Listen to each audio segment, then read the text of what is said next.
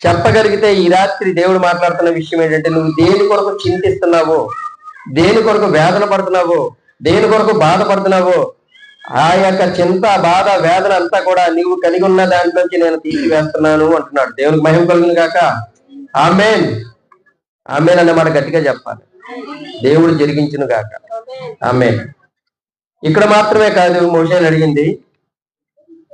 ఒక ప్రవక్త తన దగ్గరకు ఒక ఆమె వచ్చి, నీ శిష్యుల్లో ఒకడైన భార్యను నేను, అతను చనిపోయాడు కనుక నా బిడ్డల్ని మా అప్పుల వాళ్ళు వచ్చి తీసుకెళ్ళిపోతాను అంటున్నారు, వీళ్ళ విషయంలో ఏం చేయాలో నాకు అర్థం కావట్లేదని ఆ ప్రవక్తను అడుగుతుంది ఒక ఆమె వచ్చి. ఎక్కడ చెప్పగలరా? బైబిల్లో అనకండి, వచ్చిన చెప్పగలరా?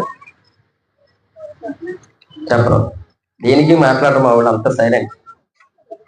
సరే, నేనే చెప్తాను. రాజుల 2వ గ్రంథము 4వ అధ్యాయం మొదటి నుంచి చదివితే, అంతటా ప్రవక్తల శిష్యులలో ఒకరి భార్య, నీ దాసుడైన నా పెనిమిటి చనిపోయేను, అతడు యెహోవా యందు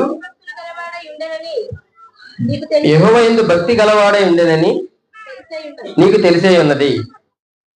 ఇప్పుడు అప్పుడు వాడు నా 2 కుమారులను తనకు దాసులుగా ఉండుటకై వారిని పట్టుకొని పోవుటకు వచ్చి ఉన్నాడని ఎలీషాకు మొరపెట్టగా, ఎలీషా, నా వలన నీకేమి కావాలను, నీ ఇంటిలో ఏమి ఉన్నదో అది నాకు తెలియజెప్పమని. చాలమ్మా. ఏమడుగుతున్నాడండి అక్కడ ప్రవక్త? నీ ఇంటిలో ఏముంది? అక్కడ ఇందాక దేవుడు ఏమడుగుతున్నాడు? నీ చేతిలో ఉన్నదేంటి? ఈ రాత్రి మనల్ని ఏమడుగుతున్నాడు దేవుడు?